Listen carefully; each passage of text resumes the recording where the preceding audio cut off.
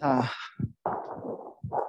그 슬라이드 한 2장 정도 더 얘기를 하면 될 것 같은데요. 첫 번째는 우리가 앞에서 분포를 얘기를 했는데, 분포 중에서 가장 다루기가 뭐 편하다고 해야 될지, 아니면 가장 많이 나타나는 뭐 분포일 수도 있고요.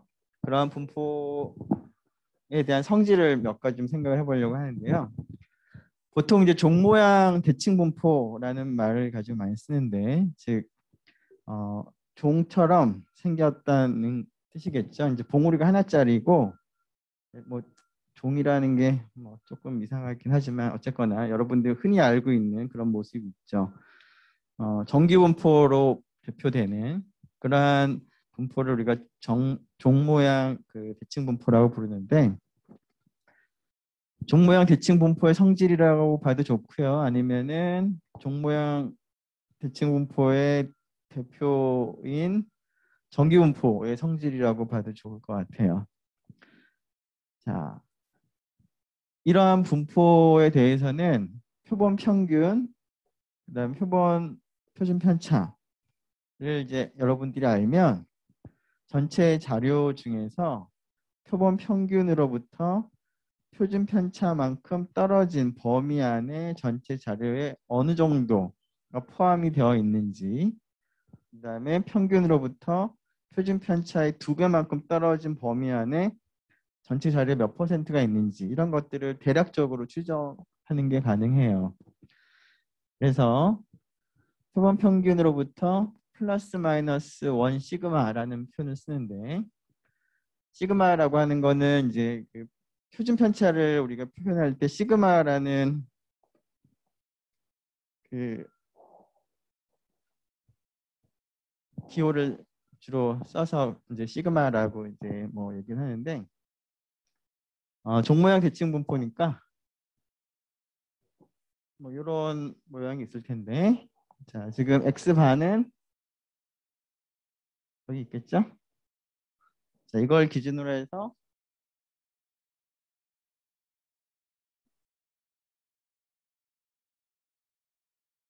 플러스 마이너스 1 시그마 사이를 생각을 해보면 전체 자료에 여기가 68%, 조금 더 뭐 그 자세히 쓰면 뭐 사실 뭐 소수점 아래에 있는 거는 어차피 뭐 근사값이니까 그렇긴 한데, 이 숫자는 정규 분포에서부터 얻어온 숫자예요.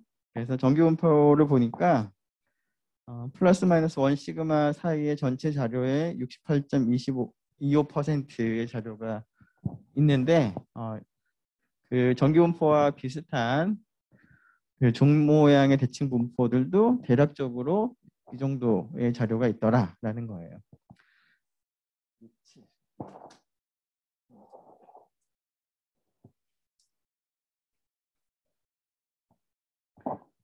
그 다음에 그 2 시그마 범위로 조금 더 넓게 생각을 해보니까 전체 자료의 95% 정도, 95.45인가?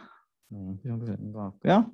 3 시그마까지 봤더니 99.73% 정도 자료가 포함이 되더라라는 건데, 실제 자료를 가지고 한번 이런 것들이 어느 정도로 비슷한지 한번 연습 문제를 우리가 통해서 한번 확인을 해보도록 하고요. 자, 그리고 여러분들이 이제 수능을 보고 나면은 이제 표준 점수라는 것들을 이제 계산을 하는데, 일종의 표준 점수 계산하는 방법으로서 이제 G값이라는 게 있어요. 자, G값이라고 하는 것은 지금 어떤 2개의 자료가 있는데, 2개의 자료 자체의 퍼진 정도를 이제 비교하는 건 아니고요. 첫 번째 자료에 관측값이 하나 있고요. 두 번째 자료에서 또 관측값이 있어요. 자, X하고 Y가 어느 게 더 큰지를 좀 비교해 보고 싶은데, 단순하게 X하고 Y 값을 보고서는 비교를 하고 싶은 게 아니라 데이터 1이라고 하는 자료 중에서 X의 위치, 하고 데이터 2에서 y의 위치를 고려해서 두 개를 비교해 보고 싶은 거예요. 즉 서로 다른 자료에서 서로 다른 두 개의 관측값을 비교해 보고 싶을 때 쓰는 건데 어떻게 그러면은 이제 비교를 할까를 봤더니 단순히 이제 그 값이 크다 작다가 중요하다기보다는 데이터 1에 있는 평균적인 값에 비해서 얘가 얼만큼 큰지 작은지, 그다음에 데이터 2의 평균적인 값에 비해서 y가 얼마나 큰지 작은지를 가지고 비교를 하는 게 상대적으로 비교하는 게 올바르겠다라고 생각을 해서 그 각각의 관측값이 있으면 그 관측값이 포함된 자료의 평균값하고 차이를 계산해요. 분자가 편차가 되겠죠, 일종의. 자, 근데 그 편차를 단순히 이제 보는 것이 아니라 그 자료에서 평균적으로 흩어진 정도가 표준 편차인데 그 표준 편차를 기준으로 해서 얼만큼 떨어져 있는가 그걸 기준으로 했을 때 그 값을 우리가 계산을 해서 G값이라고 부르는데 G값을 계산을 해서 비교를 하는 것이 올바른 비교가 되겠다라는 거예요. 자, 예를 한번 봅시다. 어떤 학생이 수학 점수는 65점이고 영어 점수는 72점인데 그러면 수학 점수가 높은 건지 영어 점수가 높은 건지를 비교해 보고 싶다고 한다면 그냥 그 숫자만 보면은 뭐 65가 더 작은 점수긴 하지만 수학 점수, 그러니까 수학 시험의 뭐 난이도라던가 다른 학생들의 점수라던가 이런 것들을 이제 고려한다면 좀 다른 얘기가 되겠죠. 자, 그래서 수학 점수의 평균 값을 봤더니 60이고요. 그다음에 표준 편차가 20인 상황이었는데 그때 그 학생의 수학 점수 65점이면 최소한 평균보다는 잘한 거죠. 그죠? 중간 이상은 한 거예요.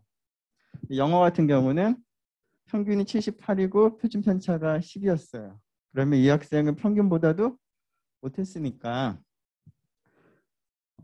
수학이 조금 더 잘 본 건데 상대적으로 그거를 이제 비교를 할 때는 단순하게 이 숫자 가지고 비교하는 거는 적절하지 못하겠다라고 해서 집값을 계산을 해보니까 수학 점수의 집값은 65점이 60점을 기준으로 5점 정도 더 잘 본 건데 5점이라고 하는 숫자는 평균적으로 흩어진 정도인 20을 기준으로 했을 때 25% 0.25에 해당하는 정도 잘한 거다라는 거죠.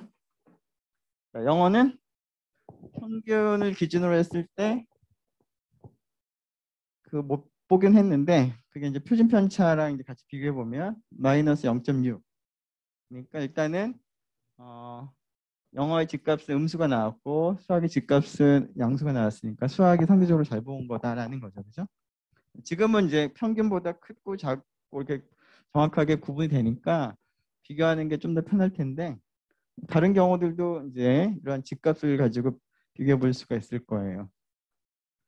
자, 예를 들어서 수학 점수는 뭐 65점인데 영어 점수가 그 80점이다 라고 하면 어떻게 될까요?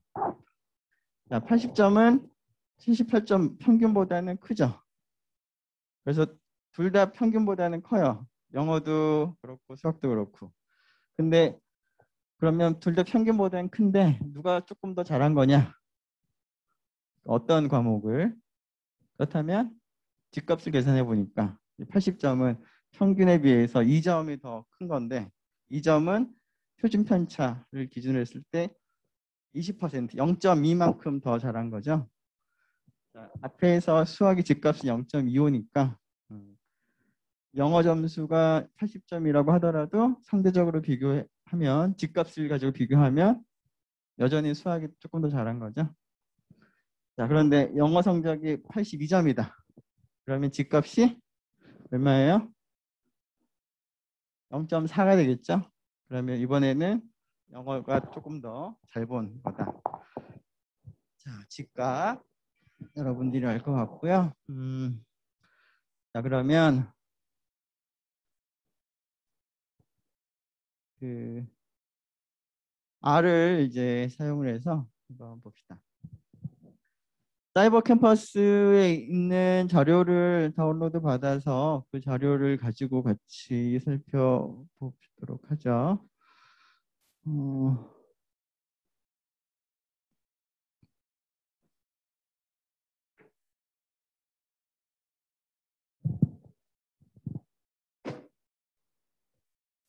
자, 우리가 앞에서 첫 시간에 정리를 한 것처럼 중심 위치를 이제 계산하는 측도로서 표본 평균, 그다음에 미디안, 중앙값, 그다음에 모드, 최빈값 있었는데 이것을 이제 R을 가지고 계산을 한번 해보려고 해요. 자, 첫 번째는 자료가 모두 이제 크기가 6인데 숫자가 몇 개는 안 되지만 자, 이걸 가지고 이제 평균을 계산해 보고 싶어요. 자, 평균을 계산하려면 일단은 자료를 입력부터 해야 되겠어요. 자료 입력부터 해봅시다.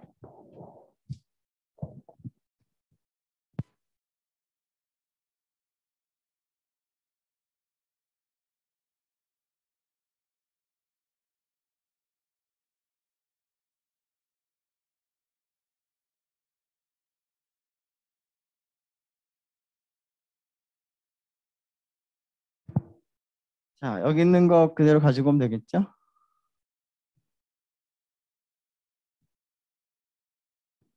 자, 그리고 이제 중간에 컴마가 있어서 숫자를 구분을 하면 되겠어요.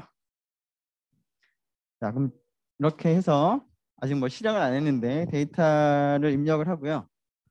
자, 평균을 계산하고 싶다. 그러면 자료에 있는 값을 다 더해서 표본의 개수로 나눗셈을 하면 되는데 자, 다 더할 때 쓰는 함수가 여기 있는 것처럼 sum이에요. 자, 그러면 여기다가 sum이라고 이렇게 쓰면 되겠어요. 변수를 sum이라고 하는 함수에다가 괄호를 쓴 다음에 넣으면 돼요. 이걸 실행하면 데이터 1에 있는 숫자들 6개를 다 더한 값을 알려주는 거죠. 자, 이 값을 6으로 나눗셈을 하면 좋겠는데 6이라고 써도 좋은데 6이라고 직접 쓰는 것보다는 나중에 자료가 뭐 6개에서 7개로 이렇게 늘어날 수도 있을 텐데 늘어나게 된다면 이걸 맞춰서 또 바꿔줘야 되겠죠. 근데 그렇게 될 때마다 막 바꿔주는 게 힘들 테니까 자, 데이터 1이라고 하는 이 변수가 정해지면 그거로부터 그냥 알아서 계산이 될 수 있도록 써주는 게 조금 더 좋겠어요. 그래서 그러면 length라고 하는 함수를 쓰면 되겠죠. 자, length 데이터 1 하면 데이터 1에 있는 자료의 개수가 이제 얻어지는 거죠.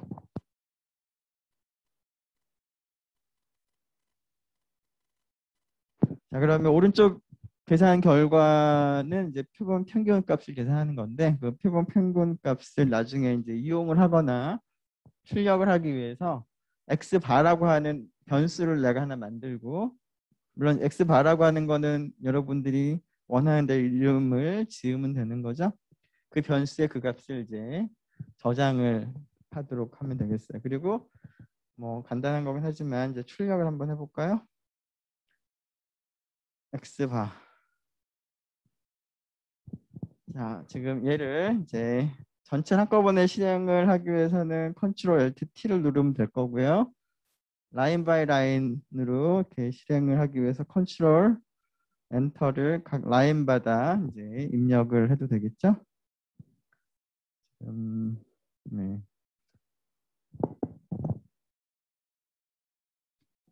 라인 바이 라인으로 입력을 하게 되면 이렇게 나오는 것 같아요. 그래서 평균이 83. 네. 이건 별로 어렵지 않죠?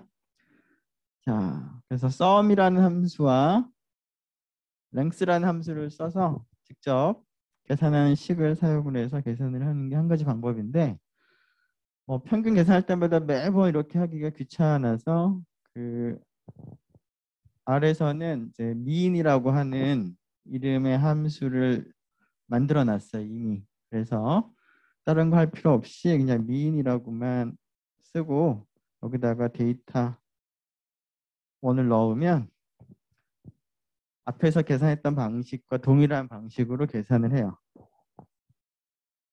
그러면은 미인 값도 83이 나오죠. 그래서 여러분들은 이제 미인을 이제 기억을 하면 될 것 같아요. 함수를. 물론 sum, length도 뭐 다른 데서도 쓸 테니까 간단한 거니까 기억을 하면 좋겠고. 자, 두 번째는 중앙값을 한번 계산해 봅시다. 중앙값은 일단 정렬을 해야 되죠. 정렬을 하는 함수가 sort라는 함수가 있어요. 자, 여기다가 sort를 한번 확인해 보죠. 데이터 1에 우리가 입력한 순서대로 데이터가 89, 74 이렇게 있을 텐데, 자, sort라고 하게 되면 이 6개의 값을 정렬을 해서 어떤 순서대로 정렬했어요? 가장 왼쪽 처음이 가장 작은 값. 그다음에 점점 커지게. 그래서 점점점 increasing 하는 그런 순서로 정렬을 해줘요. 자, 그러면 이 정렬된 것을 이제 이용을 하면 좋을 것 같으니까 어,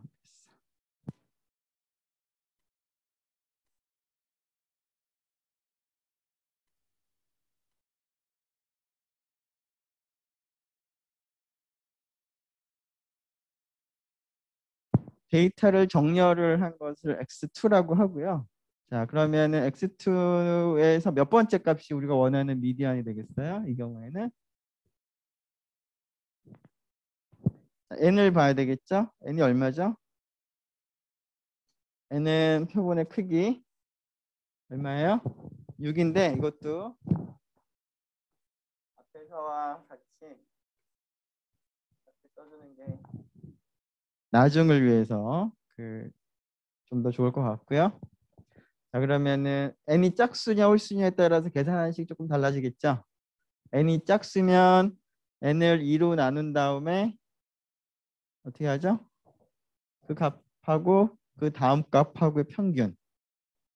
n이 홀수면 2분의 n 다음에 2분의 n을 한 다음에 2분의 n을 하게 되면 근데 n이 홀수인 경우에는 정수가 안 나올 텐데 그때의 그 정수 부분에다가 1을 더 더한 번째를 계산하면 될 거예요.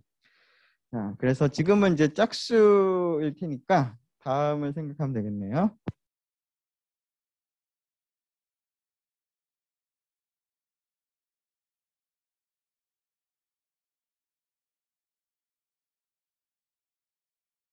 자, 꺾은 거로를 하면 뭐라고 그랬었죠? 그 번호에 해당하는 숫자를 얻을 때 쓰는 거죠. 벡터에서. 자, 즉 x2라고 하는 벡터를 보면 x2는 제일 첫 번째가 72, 두 번째가 74 이렇게 순서대로 정렬이 되어 있는데 2분의 n, 지금 2분의 n은 지금 이 경우에는 3이 될 텐데 즉 세 번째 값인 84를 얻어주는 게 이 표현이죠. 그다음 네 번째 값이 이제 이 식을 쓰면 얻어져요. 요 두 식에 어떻게 하면 되죠? 평균인 거니까 이거 나누기 2를 하게 되면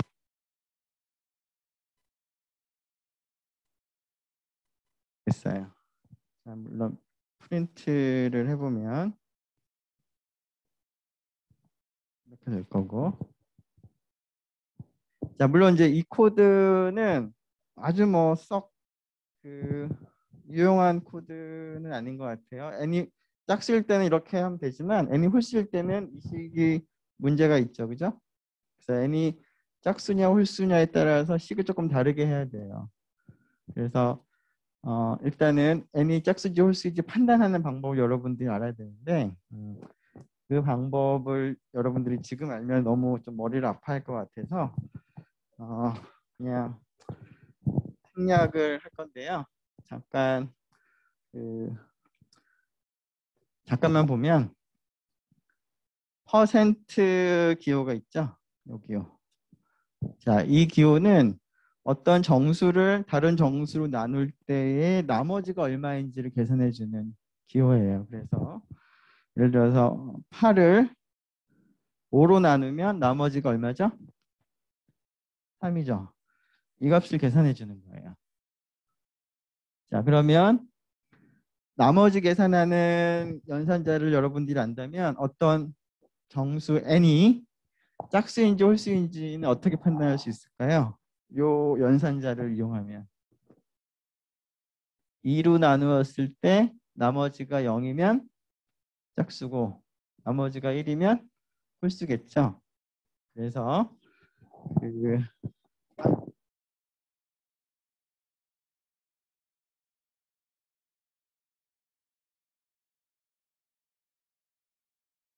이 값을 계산을 한 다음에 이 값이 0인지 0이 아닌지를 판단을 해야 돼요. 자, 판단을 하는 것부터도 조금 처음 볼 텐데 그냥 이런 게 있다는 거 정도만 지금은 뭐 자세히 몰라도 되니까.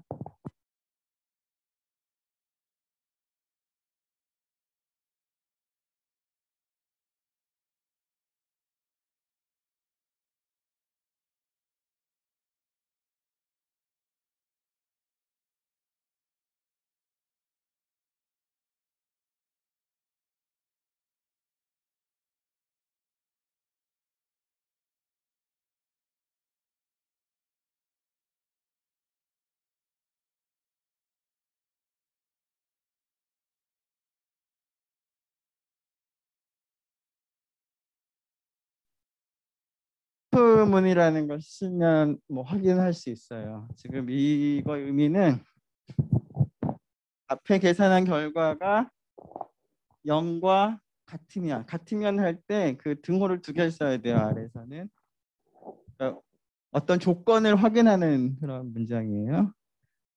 그리고 이제 이것이 참이면 어떻게 해라. 그렇지 않으면 어떻게 해라라고 이제 분기를 해주는 거예요. if문, if else문을 쓸 수가 있는데 그래서 짝수이면 이렇게 계산하고 홀수면 이렇게 계산해라. 이렇게 쓰면 조금 더 좋은 코드가 될 거예요. 그런데 뭐 그 if문이라던가 이런 것까지는 뭐 몰라도 될 것 같아요. 네, 그냥 혹시 더 궁금한 학생들을 위해서 그냥 보여준 거 뿐이고요. 자, 그리고 사실은 이제 이러한 거를 좀 간단하게 계산할 수 있는 함수가 앞에서 mean처럼 median이라는 함수가 있어요. 그래서 median이라는 함수를 쓰면 이 과정을 할 필요가 없이 그냥 바로 계산을 해줘요. 그러면은 그 84하고 88의 평균 값인 86을 median이라고 하는 함수를 사용하면 뭐 정렬을 할 필요도 없고 바로 알려줘요. 네, 그 다음에 최빈값을 한번 계산해 봅시다. 자, 다음 자료에서 최빈값을 계산을 하고 싶으면 어떻게 하면 될까요?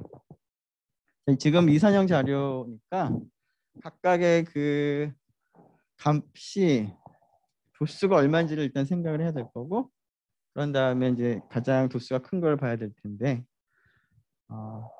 우리가 도수를 계산할 때 쓰는 함수가 테이블이었죠. 그래서 테이블을 써서 일단 도수를 계산을 먼저 하면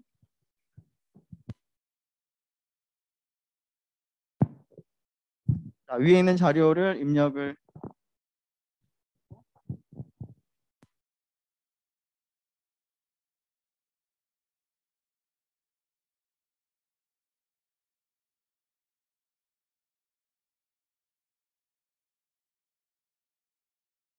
프리퀀시 테이블이라고 해서 이제 그 도수를 계산을 해서 변수에다 넣었어요. 그러면 이 변수를 보면 자, 지금 변수 이름이 x여서 x가 있고 그 다음에 위에가 이제 각각의 이제 관측각들이고 아래가 도수가 되는 거죠. 자, 그래서 지금 가장 큰 도수가 21이죠. 최빈값은 얼마예요? 3 이렇게 되겠죠? 그래서 이것을 이제 여러분들 눈으로 보고 이제 판단을 해도 좋고 이것을 이제 자동으로 계산하려면 자, 지금 프리퀀시 테이블이라고 하는 변수에는 값은 아래쪽에 있는 도수고 위에 있는 거는 이름이 되는 거예요. 각각의 그 값의 이름. 자, 그래서 일단은 도수가 가장 큰 걸 원하는 거니까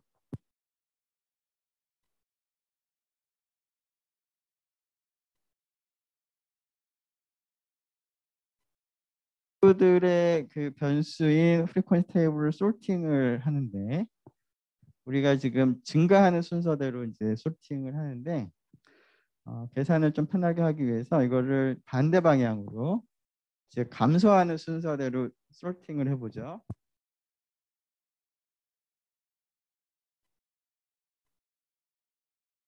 그래서 decreasing을 참으로 하겠어요. 그러면 감소하면서 소팅을 해줘요. 이때 가장 처음에 있는 거가 바로 이제 그 도수가 가장 큰 값이 되겠죠. 근데 이때 내가 원하는 미디언은 21이 아니 미디언이 아니라 최빈 값은 위에 있는 3이 내가 원하는 최빈 값이죠.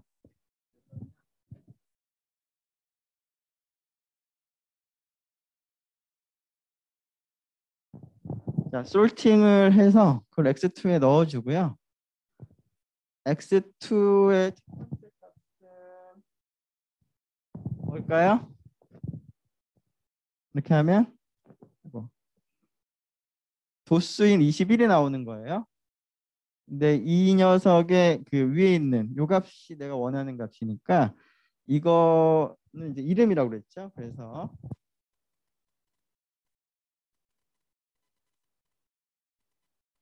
x2의 자료가 아니라 위에 있는 이름을 먼저 보면 이렇게 3, 4, 5, 6, 2, 1 이렇게 나오는 거예요.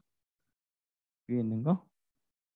자, 그래서 첫 번째 이름을 원하는 거니까 이렇게 하면은 물론 이제 따옴표가 있어서 문자로 이제 간주를 하긴 하지만 어쨌거나 3을 얻을 수가 있어요.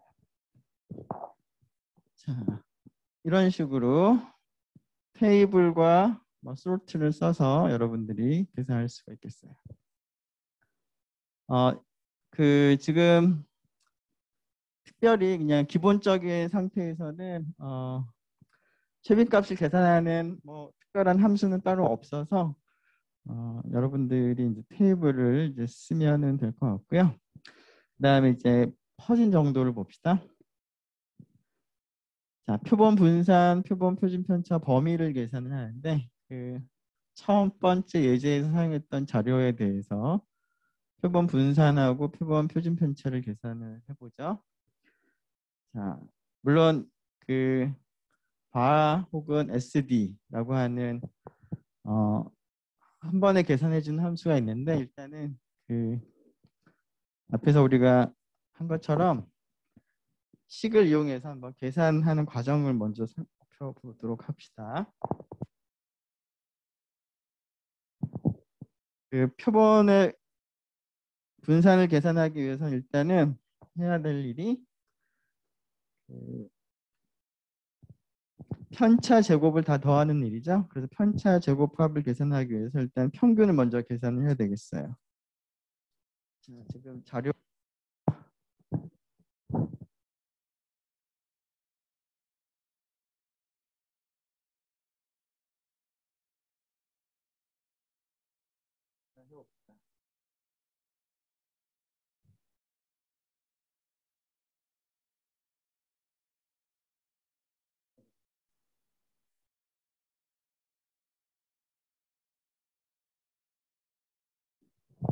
자료는 복사해 오고요. 자, 평균은 뭐 앞에서처럼 식을 하나하나 써도 되지만 그건 좀 귀찮으니까 일단 평균은 뭐 바로 구하고요. 자, 그 다음에 편차를 계산하고 싶어요. 편차는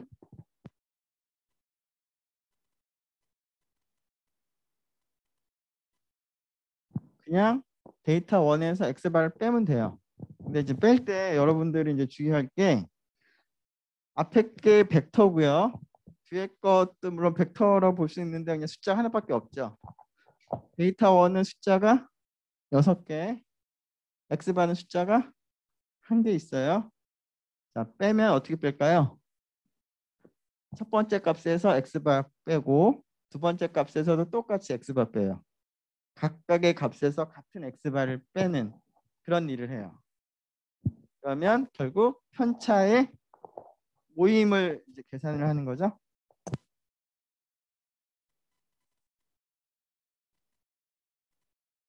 차니까 뭐 difference라고 해서 뭐 그냥 d라고 기록을 할게요.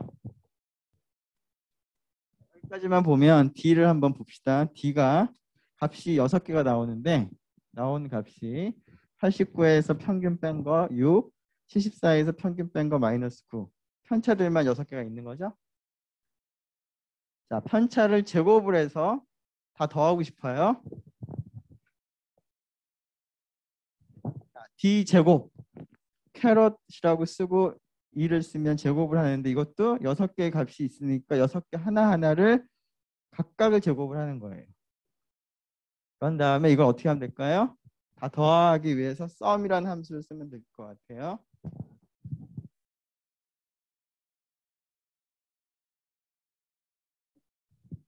그러면 여기까지가 편차 제곱의 합이죠.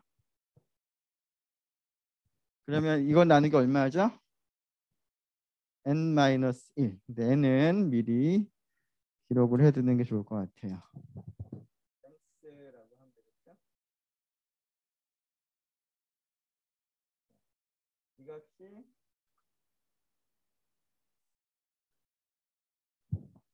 표본의 분산이죠. 그래서 샘플 베리언스라고 해서 변수 이름을 샘플 바라고 이름을 붙였어요.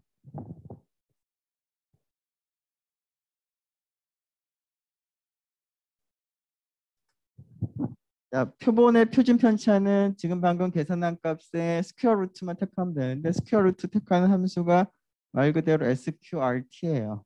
즉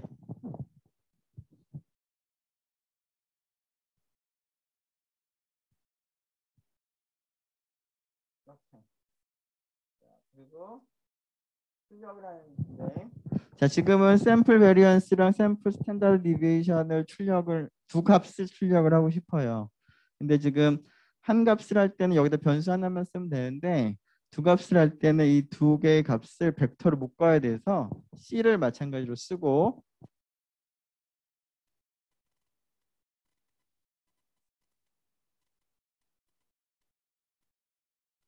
샘플 바랑 샘플 SD 스탠다드 디비에이션을 이제 벡터로 만든 다음에 그 벡터를 프린트 하는 거예요. 자, 전체를 실행을 해보면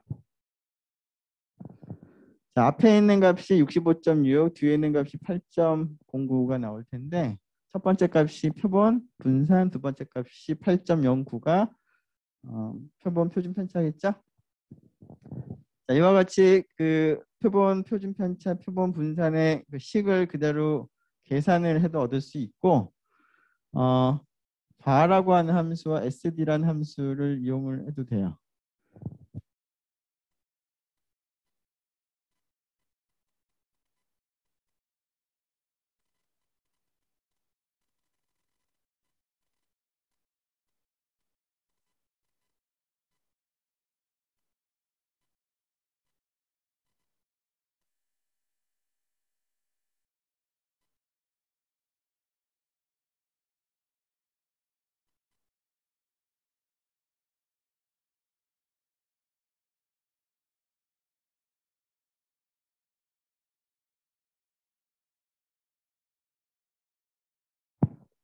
위에서 계산했던 결과하고 그 var라는 함수, sd라는 함수를 이용해서 결과를 비교해 보면 당연히 동일한 것을 여러분들이 알 수 있을 것 같아요.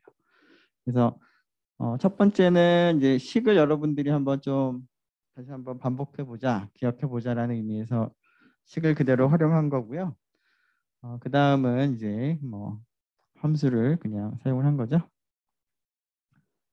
자, 그 다음에 범위를 계산해 보죠. 범위는 최대값과 최소값의 차이인데 최대값, 최소값을 구하는 함수는 min 혹은 max예요.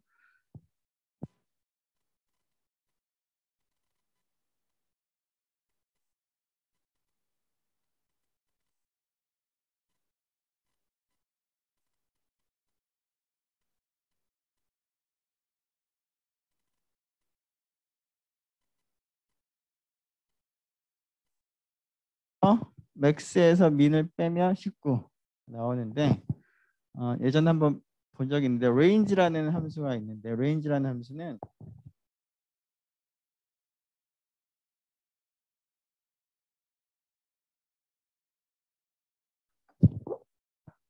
최소값과 최대값을 각각 알려주는 거죠. 그래서 이 두 개의 값을 이제 계산한 다음에 두 개를 빼줘도 되겠어요. 그래서 하지만 우리가 원하는 범위라고 하는 거는 range라는 함수 자체가 나온 결과값하고는 다르고 두 값을 이용해서 빼야 되겠어요. 값을 이렇게 기록을 한다면 되겠죠?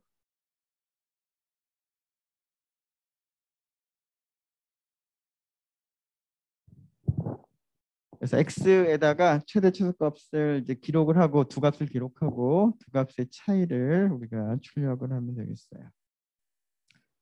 자, 백분위 수는 이제 앞에서 얘기한 sort나 이런 걸 가지고 우리가 백분위 수 계산하는 식에 의해서 계산할 수가 있는데 그 과정이 백분위 수 계산할 때는 약간 좀 번거로우니까 백분위 수 같은 경우에는 그 quantile이라는 함수를 사용을 하면 좀 편할 것 같은데요. 자, x가 지금 간단하게 1, 2, 3 세 개의 데이터를 입력을 하고요. 자, quantile이라고 하는 함수에다가 자료를 가지고 있는 변수를 여기서는 x를 입력을 하고 20 백분위수를 계산하고 싶다 그러면 p 값을 넣어요. 즉 0.2. 그러면 그 20 백분위수를 계산을 해주는데 자 지금 자료가 3일 자료의 개수가 3일 때 20 백분위수는 어떻게 계산을 하는지 한번 직접 해봅시다. n 곱하기 p는 3 곱하기 0.2니까 0.6이죠. 자, 정수가 안 나왔어요. 정수가 안 나오면 이거의 정수 부분 하면 k가 0인데 자, 이 경우에 우리가 원하는 백분위 수는 어떻게 계산을 하기로 했냐면 k 플러스 한 번째 값을 택하기로 했죠. 즉, 첫 번째 값이에요. 제일 작은 값. 자료가 1, 2, 3이면 제일 작은 값이 1이죠. 그래서 지금 자료가 1, 2, 3이 있으면 제20 백분위 수는 우리가 계산한 식에 의하면 1인데 퀀타일이라는 함수를 바로 써보면 밑에 20%라고 나오고 1.4라고 나와요. 자, 조금 다르게 나왔죠. 우리가 계산하는 방식하고. 자, 사실 그 백분위 수를 계산하는 방식은 한 가지 방식만 있는 건 아니에요. 여러 가지 방식들이 있는데 그 중에 우리가 이제 소개한 방법이 이제 그 중에 하나인데 어, 여기서 지금 그 아래에서 기본적으로 계산하는 그 방식은 우리가 그 같이 살펴본 그 방식이 아닌 좀 다른 방식을 써서 백분위 수를 계산을 해요. 자, 그런데 만일에 우리가 생각했던 우리가 그 살펴봤던 그 방식대로 계산을 하고 싶을 때는 뒤에다가 타입이라고 쓰고 퀀타일을 계산하는 백분위 수를 계산하는 여러 가지 형태 중에서 두 번째 형태로 계산해 달라라는 의미예요. 이라고 하는 거는 이제 이 R 안에서 그냥 적당히 그 어떤 방식은 1번, 어떤 방식 2번하고 이름을 그냥 내부적으로 붙여놨는데 우리가 사용한 방법은 이 타입 기준으로 해서는 2번이에요. 그래서 그 아래에 있는 거를 실행해 보면 1이 나오죠. 그래서 여러분들이 교재했었던 방식으로 백분위 수를 계산하고 싶을 때는 이렇게 타입 2라고 명시를 해주면 된다라는 걸 기억을 하면 될 것 같고요. 자, 50 백분위 수 중앙값, 뭐 20 백분위 수, 4분위 수 범위, 퀀타일을 이용을 해서 각각 구할 수 있을 것 같고요. 자, 그다음 상자 그림은 쉬운데 그 박스 플랫이라고만 하면 돼요. 자, 자료 입력을 조금 빨리 하기 위해서 가지고 오죠.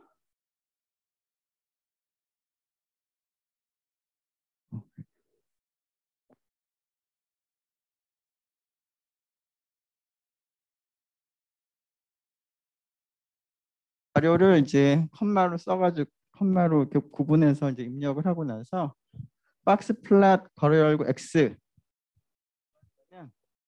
지금 오른쪽에 그 보이는 것처럼 박스 플랫을 이제 그림을 그려줘요. 이 박스 플랫도 그렇고 뭐 다른 그림도 그렇고 그림을 나중에 뭐 다른 데다 쓰고 싶다 그러면 그림을 엑스포트 할 수 있어요. 그래서 이미지로 저장하거나 아니면은 뭐 PDF로 저장을 해서 다른 데 사용을 할 수가 있는 것도 알아두면 좋을 것 같고요. 자, 이 박스 플랫은 이제 이렇게 버티컬하게 있는데 아래에 있는 명령어를 실행해 보면 그 수평으로 그림을 그려줘요. 그래서 호리존탈을 T 3으로 하면은 이제 수평으로 그림을 그려주고, 자, 여러 개를 이제 비교하는 것을 해보기 위해서 남자 여자의 자료를 각각 X, Y로 입력을 하고요. 그리고 박스 플랫에 X 하고 Y를 두 개를 다 컴마로 구분해서 넣어요. 그러면은 두 개를 박스 플랫을 같이 그려주는데 이때 뒤에 있는 것을 이제 생략하게 되면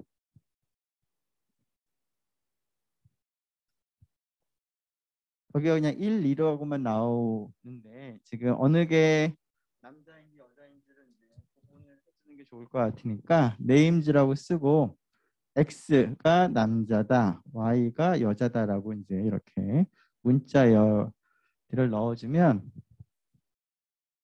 이렇게 남자 여자를 표기해주고 허리존탈을 true로 하면은 이제 수평으로 보여주겠어요.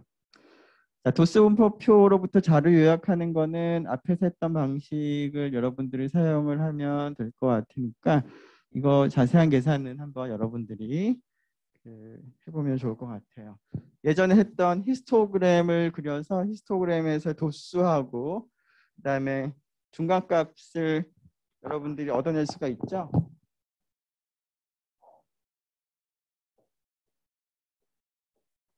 이렇게 이제 실행을 하게 되면 H 달러의 카운트라는 변수가 뭘 가지고 있어요? 도수를 가지고 있고 H 달러의 위즈가 뭘 갖고 있어요? 계급값, 계급의 중간값 가지고 있죠. 그래서 이 두 개의 변수를 활용해서 평균 분산도 계산할 수 있을 것 같아요. 네, 생각보다 좀 시간이 길어져서 뒷부분은 여기까지만 하도록 하고요. 네, 오늘은 여기까지 합시다. 수고 많았어요.